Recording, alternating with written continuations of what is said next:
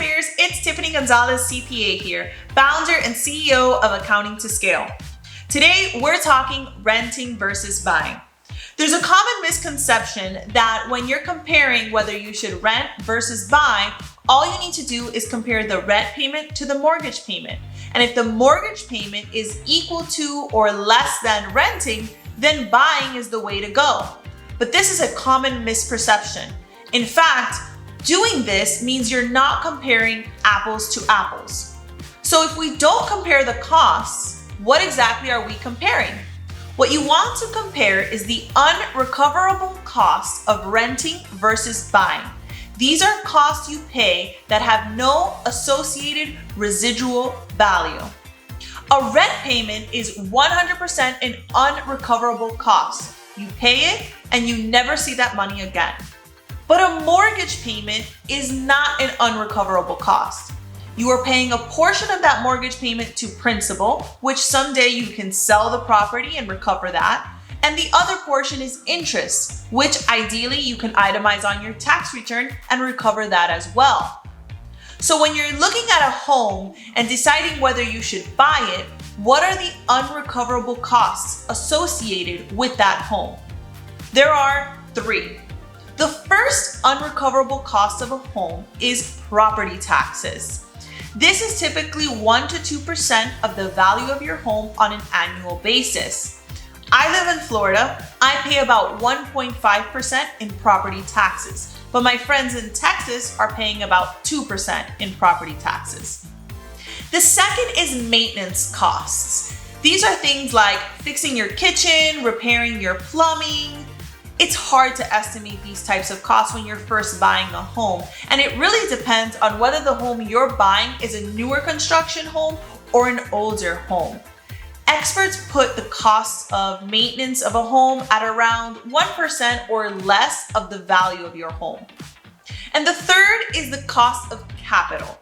This actually has 2 components. The first component is related to the cost of debt.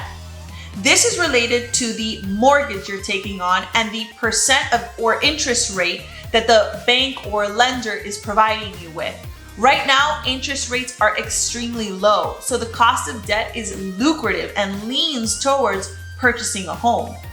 The second component is the cost of capital, and this is related to how much money you're putting down as a down payment on the home.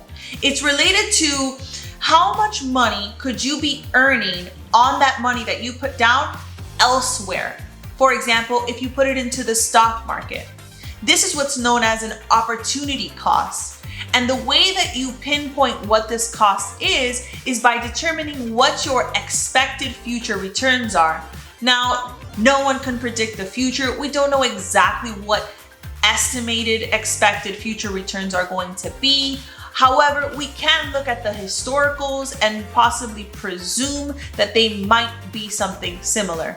You should never rely on historicals to predict future performance, but we need some sort of threshold to compare to.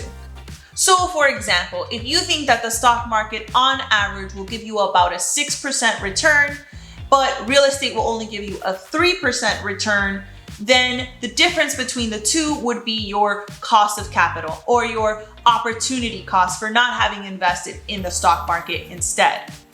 So for the sake of simplicity, let's say that when we add all of these unrecoverable costs, property taxes, maintenance costs, cost of capital, we get to about 5%. 5% is then our threshold to determine whether or not it makes sense to rent versus buy. Here's the formula. You take the value of your home, you multiply it by 5%, and then you divide that by 12. Let's look at a scenario.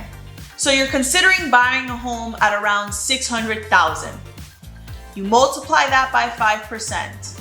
You divide it by 12, and you arrive at approximately $2,500 a month. Buying that home is financially equivalent to renting a home for $2,500. You can also do this backwards. So let's say you're looking at this amazing rental that is valued at around $3,500. You would then multiply that by 12 and divide that by 5%. you would arrive at $840,000 of value. So renting a home at $3,500 is financially equivalent to buying a home valued at $840,000.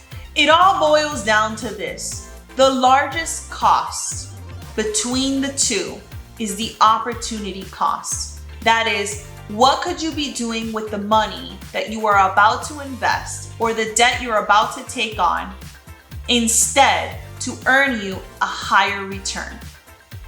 There are many wealthy individuals who actually don't own the primary home that they live in. Instead, they rent a luxurious home for a fraction of the value because they've done this math and seen that in that scenario, renting versus buying makes sense for them. They then take all of their equity, all of their capital, and they invest it in something that gives them a higher return. The requirement of primary home ownership in the American dream is flawed. The belief that you need to purchase a home just because you got married or just because you had children is also flawed. Purchasing real estate is purely a financial decision and should be analyzed closely with little to no emotion.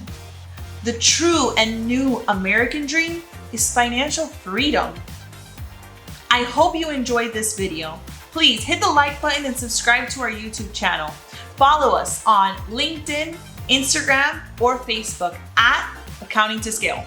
Until the next video, your favorite CPA, Tiffany Gonzalez.